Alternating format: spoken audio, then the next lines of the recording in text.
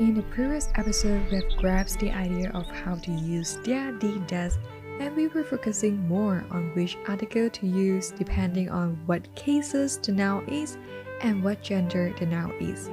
Also, it was all singular form, right? Oftentimes, we are always encouraged to learn German vocabs with this article all together because it makes our learning much easier. Let me put it this way, we have the article on the left and we have the noun on the right. Together, we have the package of a noun with its article. Well, we already learned about the left part, which is the articles, and today we are gonna switch our focus to the right part, which is the noun. To be more precise, plural nouns. So what about the article? Okay, just in case you don't remember, here's the declination table. Since we will just focus on the plural nouns, which means it will all be nominative. Therefore, die will be the only article we will use in this entire episode. Let's start off by looking at how the plural nouns look like in general, especially the noun ending parts.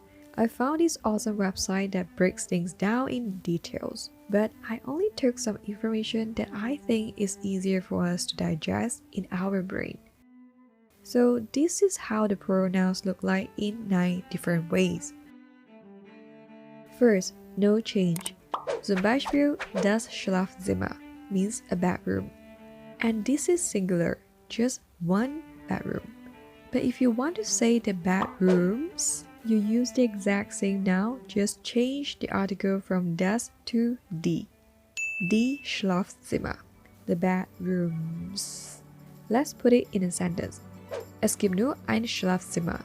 There's only one bedroom. Es sind viele Schlafzimmer. There are many bedrooms. As you can see, they look exactly the same in singular and plural form. Just take note that you need to change the article to die when you use plural nouns.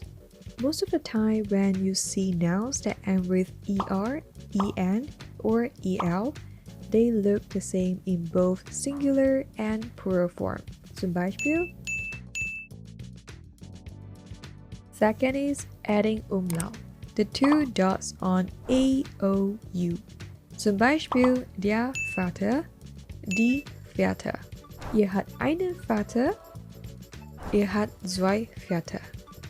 Just a quick reminder, why is it einen? Why not ein? Because it's accusative. If you don't remember, again, refer to the declination table in the previous episode. Moving on to the third, adding e to indicate the noun is in plural form. Zum Beispiel, der Arm, die Arme. Putting it in a sentence would be like this. Ich habe 2 Arme. I have 2 arms. Next, we are adding e again, but this time we combine the second and the third, so we have e plus the umlaut. Zum Beispiel, here's a tip. Most of the monosyllabic nouns, especially the female nouns, use this e ending plus the umlaut. Okay, we have the e, we have the umlaut, and the German be like, why not adding one more alphabet? Which one do you think is good? So now we have the er plus the umlaut. Another tip here, most of the neuter nouns use this er ending plus the umlaut. Next, this is the most common one you can see almost everywhere. It's adding en or n, depending on the spelling of the noun. When the nouns are used in plural form, every gender noun takes this, but the female nouns use this the most. We'll talk more about this in a bit later. Beispiele, der Junge, die Jungen, die Stunde, die Stunden, das Auge, die Augen. Alright, we are now on the 7th, the foreign loaned words. Well, we know that English is actually a Germanic language. That's why you would find some English-looking plural nouns take s in German to indicate they are in plural form as well, especially with the nouns ending with IOU. Not the investment bond IOU, but literally the alphabet I, O, U, and Y. These fellas take S when they are in plural form. However, every language has some borrowed words from other languages. Therefore, foreign loan words is not necessarily just from English. It could be from Italian, French, etc. So some foreign loan words don't take S but EN, just like this example. Das Museum, die Museum. In conclusion, it's either you add EN or S when you encounter foreign loan words, regardless of the gender. Some tips for you all. First, singular nouns that end with E would take an N when it becomes a plural noun. Second, the nouns that end with A sometimes take S, sometimes they take EN in plural form. Third, some exceptions here. Zum Beispiel, der Bus, die Busse, der Bonus, die Bunse. Here comes the tricky ones. It's tricky because it is confusing when translating German to English and vice versa. The nouns that are in plural form could be singular in German, but plural in English. However, it's definitely not hard to understand this. Let's start off with the nouns that only have plural form in German. These nouns are always plural. They don't have a singular form.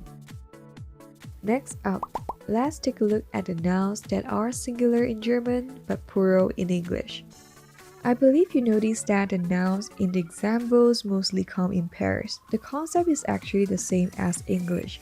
These individual items, which consist of two components, one for each side of the body, they have no singular form and they are always treated as plural. The last but the long ones. The long ones mean the plural ending, just like these examples I'm showing here. Their endings have more than 4 letters. Unfortunately, I have no tips for y'all in this category. Just keep staring at them until you kind of remember them, I guess. Alright, let's get down to business, breaking this down into different gender categories. Don't get confused, they are also using the same 9 plural looks that we have just gone through. It's just that we are now being more specific to see how they are used, and most importantly, how frequent they are used in different genders. I put them into a table now because I find it easier to look at it this way. Let's start. We have 3 genders, so first column masculine, second column feminine, and third column neuter. Let's start with the nouns that have no change in plural form on the first row.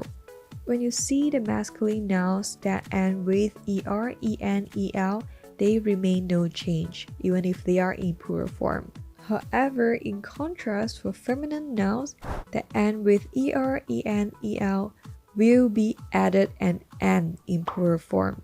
Just remember, with these 3 different endings, masculine noun don't change at all. Feminine noun just add n at the end.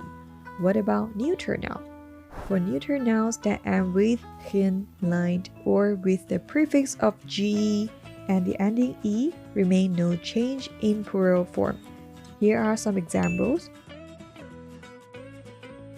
Moving on to another type of nouns that remain no change when it is in plural form, but this time is added an umlaut, the 2 dots on top of a, o, u.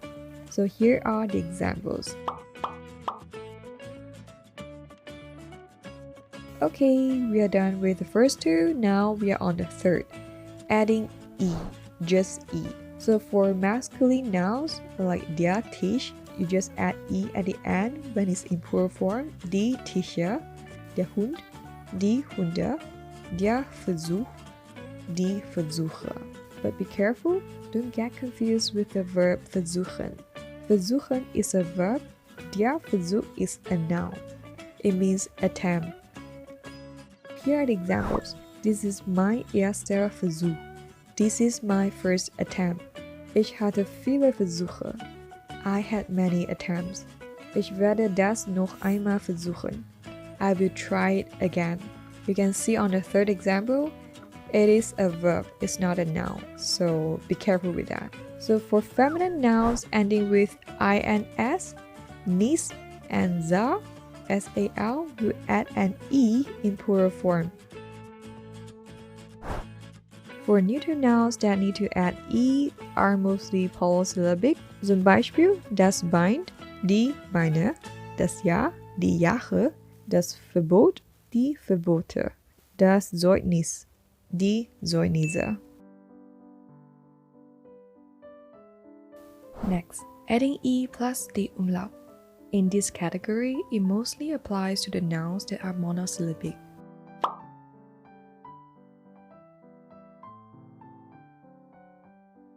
But do take note that the compound nouns ending with these three are using this rule as well. Now we are talking about another rule, which is adding er plus the umlaut. According to the website that I was referring to, there are only 12 masculine nouns using this rule, and there is none of the feminine nouns using this.